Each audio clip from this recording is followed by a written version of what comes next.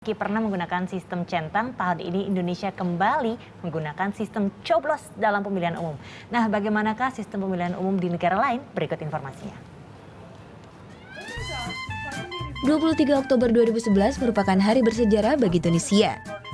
Pada hari itu, warga negara Tunisia berpartisipasi melakukan pemilihan pemimpin untuk pertama kalinya. Negara paling utara Afrika ini memilih cara konvensional dalam pemilihan umum, yakni dengan menggunakan kertas suara. Pemilih yang telah terdaftar datang ke tempat pemungutan suara. Jika nama mereka tertera di papan nama, maka mereka bisa mendapatkan kertas suara dengan menunjukkan kartu identitas, lalu dicocokkan dengan daftar nama pemilih yang ada. Selanjutnya, pemilihan dilakukan dalam bilik suara dengan cara mencentang kandidat yang dipilih. Kertas suara dilipat kembali lalu dimasukkan ke dalam kotak suara. Pemilihan diakhiri dengan mencelupkan jari ke dalam tinta sebagai bukti bahwa pemilih telah melakukan haknya. Beda di Tunisia, beda pula di India. India menggunakan Electronic Voting Machine atau EVM dalam pemilihan umum. Nama-nama kandidat tertera dalam EVM yang disimpan dalam bilik suara. Pemilih yang telah terdaftar melakukan pemilihan dengan cara menekan tombol sesuai dengan nama kandidat yang mereka pilih. Pemilihan seperti ini memudahkan perhitungan suara dan mengurangi kemungkinan pembengkakan suara. Setelah menggunakan haknya, pemilih menandai jarinya dengan tinta. Sistem pemilihan presiden di Venezuela dinilai sebagai sistem pemilihan terbaik di dunia. Dengan teknologi sistem voting terbaik dan modern, pemilih terlindung dari penipuan dan gangguan. Akurasi dan integritas dari pemilihan ini dijamin, mulai dari pemilihan dimulai hingga perhitungan akhir dilakukan dan diumumkan. Pertama, pemilih yang telah terdaftar datang ke tempat pemilihan dengan membawa kartu identitas.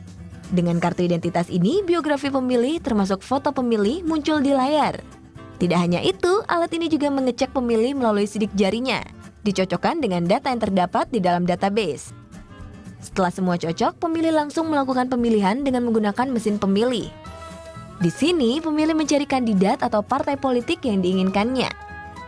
Selanjutnya, pemilih memverifikasi pilihannya dengan menggunakan mesin pemilih, dengan menekan tombol vote yang muncul di layar. Kemudian, mesin akan mengeluarkan lembar berisi pilihan pemilih. Lembar ini kemudian dimasukkan ke dalam kotak suara.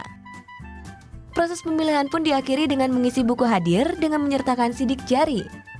Dan sama seperti pemilu di Indonesia, telah menggunakan haknya, pemilih menandai jarinya dengan tinta.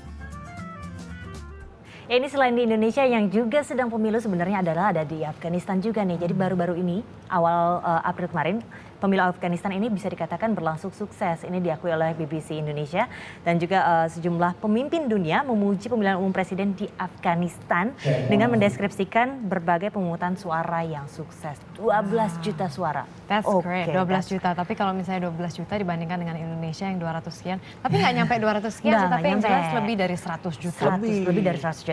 Tapi terkait Venezuela ini saya salut, go green. Jadi mengurangi penggunaan kertas, dia memanfaatkan kecanggihan teknologi dan sistem verifikasinya luar biasa. Jadi sebelum mencoblos, tunjukkan KTP, kemudian di layar keluar apakah fotonya dia sesuai dengan KTP, kemudian pakai sidik jari juga, itu berkali-kali sampai akhirnya bisa untuk mencoblos, baru dikasih kertas untuk mencoblos. Kita doakan nanti ya, kita juga akan seperti itu nanti segera kedepannya. Indonesia harusnya bisa menggunakan teknologi. Iya, tapi ketika itu saya juga pernah berbicara dengan salah satu, saya lupa, tapi orang yang memang betul-betul mengerti pemilu dan kita juga mengkomparasi gitu. Pemilu yang dilakukan di Indonesia kan ya bisa dibilang tradisional dengan cara mencoblos dan sebagainya. Oh, waktu itu saya bicara dengan Hadar Gumai dari KPU. Dia mengatakan bahwa kita sebetulnya juga pernah ingin melakukan itu, yang namanya e-vote itu. Tapi dia mengatakan itu prosesnya juga sangat panjang sekali dan tidak mudah. Di Belanda juga e-vote itu pernah digunakan, tapi semakin kesini Belanda semakin berpikir kayaknya kita akan kembali ke proses tradisional. Karena memang prosesnya rumit dan masih harus banyak lagi yang harus dipikirkan dan sistem penghitungannya bagaimana dan sebagainya. Dan juga kalau misalnya kita lihat teman-teman, ini ada headline yang menarik dari VOA Indonesia yang baru saja dirilis hari ini. Headline-nya adalah pembelian suara sayangnya masih marak di Indonesia. Jadi meski suara. Iya, itu dia pemilihan suara. Bagaimana sih sebenarnya modus-modus pemilihan suara itu? Nah, di sini dikatakan bahwa pemilihan suara itu biasanya calon legislatif itu melakukan beberapa serangan. apa yang kita sudah kenal dengan serangan fajar, yaitu bagi-bagi uang. Bagi Itu tidak uang, hanya bagi terjadi. macam-macam ya. Betul, kemudian bagi-bagi bahan makanan. Betul. Itu juga merupakan salah satu bentuk pembelian suara. Dan yang disayangkan oleh salah satu orang, yaitu Direktur Asia Foundation untuk Indonesia, Sandra Hamid, dia mengatakan bahwa sebetulnya kalau misalnya terjadi transaksi seperti ini adalah bentuk dari korupsi.